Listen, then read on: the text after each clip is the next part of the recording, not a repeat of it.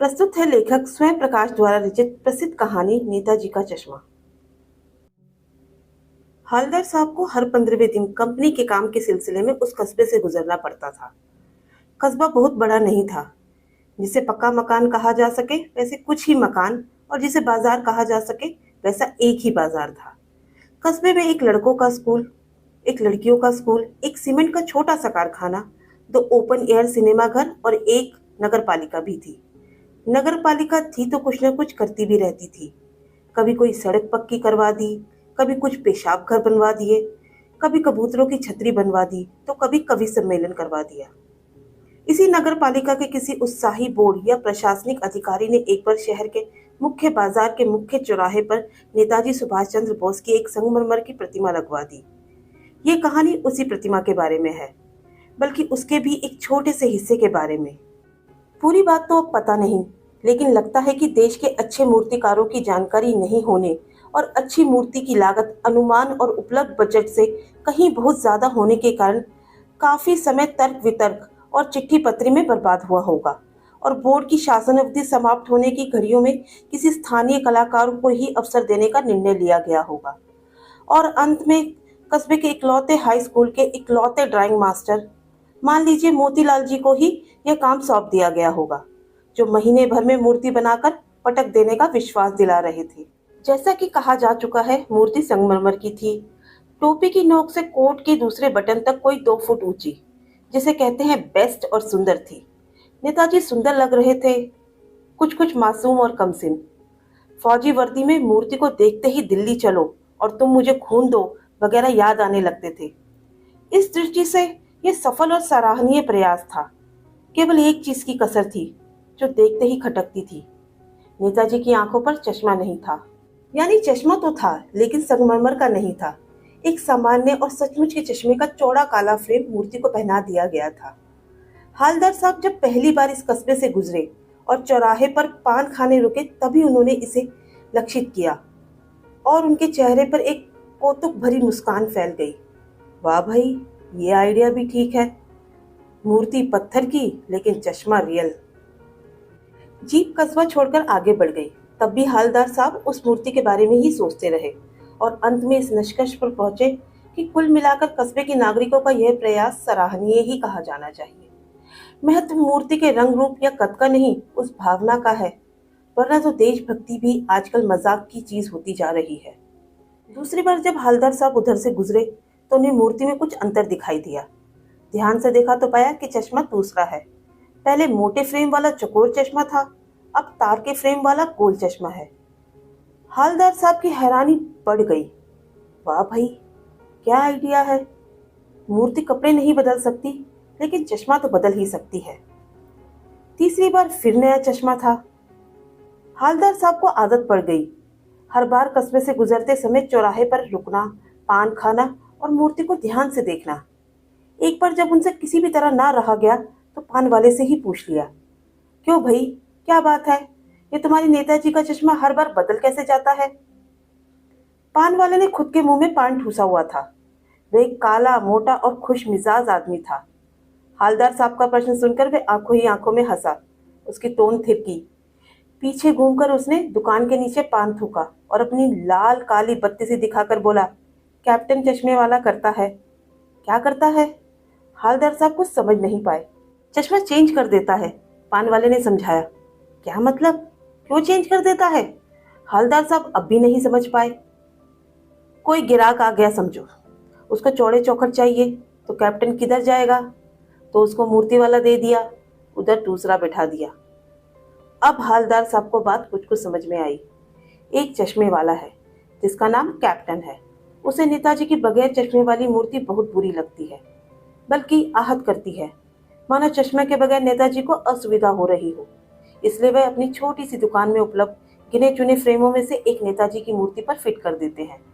लेकिन जब कोई ग्राहक आता है और उसे वैसे ही फ्रेम की दरकार होती है जैसा मूर्ति पर लगा है, तो कैप्टन चश्मे वाला मूर्ति पर लगा फ्रेम संभवतः नेताजी से क्षमा मांगते हुए लाकर ग्राहक को दे देता है और बाद में नेताजी को दूसरा फ्रेम लौटा देता है। वाह भाई, खूब, क्या आइडिया है। लेकिन भाई एक बात अभी भी समझ में नहीं आई। हालदार साहब ने पान वाले से फिर पूछा, नेताजी का ओरिजिनल चश्मा कहाँ है? पान वाला दूसरा पान मुंह में ठूस चुका था। दोपहर का समय था। दुकान पर भीड़ भाड़ अधिक नहीं थी। वह फिर आंखों ही आंखों में हंसा।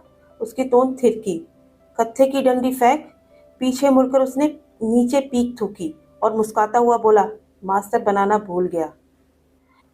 पान वाले के लिए एक मजेदार बात थी, लेकिन हालदार साहब के लिए चकित और द्रवित करने वाली। यानी वे ठीक ही सोच रहे थे। मूर्ति के नीचे लिखा, मूर्तिकार मास्टर मोतीलाल। वाकई कस्बे का अध्यापक था। बेचारे ने महीने भर में मूर्ति बनाकर पटक देने का वादा कर दिया होगा। बना भी ली होगी, लेकिन पत्थर में पारदर्शी चश्मा कैसे बनाया जाए, कांच वाला, ये तय नहीं कर पाया होगा। या कोशिश की होगी और असफल रहा होगा, या बनाते बनाते कुछ और बारीकी के चक्कर में चश्मा टूट गया होगा, या पत्थर का चश्मा अलग से लगाकर फिट किया होगा और वह निकल गया होगा। उफ। हालदार साहब को यह सब कुछ बड़ा विचित्र और कौतुक भरा लग रहा था। इन्हीं ख्यालों में खोए खोए पान के पैसे चुकाकर चश्मे वाले की देशभक्ति के समक्ष नतमस्तक होते हुए वे जीप की तरफ चले। फिर रुके, पीछे मुड़े और पान वाले के पास जाकर पूछा, क्या कैप्टन चश्मे वाला नेताजी का साथी है या आजाद हिंद फौज का भूतपूर्व सिपाही? पान वाला नया पान खा रहा था। पान पकड़े अपने हाथ को मुंह से 1.5 इंच दूर रोककर उसने हवलदार साहब को ध्यान से देखा। फिर अपनी लाल काली बत्ती सी दिखाकर और मुस्कुराकर बोला, नहीं साहब, वो लंगड़ा क्या जाएगा फौज में, पागल है पागल। वो देखो वो आ रहा है, आप उसी से बात कर लो, फोटो वोटो छपवा दो उसकी। हवलदार साहब को पान वाले द्वारा इस देशभक्त का इस तरह मजाक उड़ाया जाना अच्छा नहीं लगा। मुड़कर देखा तो अवाक रह गए। एक बेहद बूढ़ा मरियल सा लंगड़ा आदमी, सिर पर गांधी टोपी और आंखों पर काला चश्मा लगाए, एक हाथ में छोटी सी संदूकची और दूसरे हाथ में एक बांस पर टके बहुत से चश्मे लिए, और अभी अभी एक गली से निकला था और अब एक बंद दुकान के सहारे अपना बांस टिका रहा था। तो इस बेचारे की दुकान भी नहीं है, फेरी लगाता है। हालदार साहब चक्कर में पड़ गए।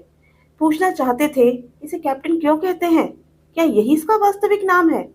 लेकिन पान वाले ने साफ बता दिया था कि अब वह इस बारे में और बात करने को तैयार नहीं। ड्राइवर भी बेचैन हो रहा था, काम भी था। हालदार साहब जीप में बैठकर चले गए। 2 साल तक हालदार साहब अपने काम के सिलसिले में उस कस्बे से गुजरते रहे और नेताजी की मूर्ति में बदलते हुए चश्मों को देखते रहे। कभी गोल चश्मा होता तो कभी चौकोर, कभी लाल, कभी काला, कभी धूप का चश्मा, कभी बड़े कांचों वाला गोगो चश्मा, पर कोई ना कोई चश्मा होता जरूर। उस धूल भरी यात्रा में हालदार साहब को कौतुक और प्रफुल्लता के कुछ क्षण देने के लिए। फिर एक बार ऐसा हुआ कि मूर्ति के चेहरे पर कोई भी कैसा भी चश्मा नहीं था। उस दिन पान की दुकान भी बंद थी, चौराहे की अधिकांश दुकानें बंद थी। अगली बार भी मूर्ति की आंखों पर चश्मा नहीं था। हालदार साहब ने पान खाया और धीरे से पान वाले से पूछा, क्यों भाई, क्या बात है, आज तुम्हारे नेताजी की आंखों पर चश्मा नहीं है? पान वाला उदास हो गया। उसने पीछे मुड़कर मुंह का पान नीचे थूका और सिर झुकाकर अपनी धोती के सिरे से आंखें पोंछता हुआ बोला, साहब, कैप्टन मर गया। और कुछ नहीं पूछ पाए हालदार साहब। कुछ पल चुपचाप खड़े रहे, फिर पान के पैसे चुकाकर जीप में आकर बैठ गए और रवाना हो गए।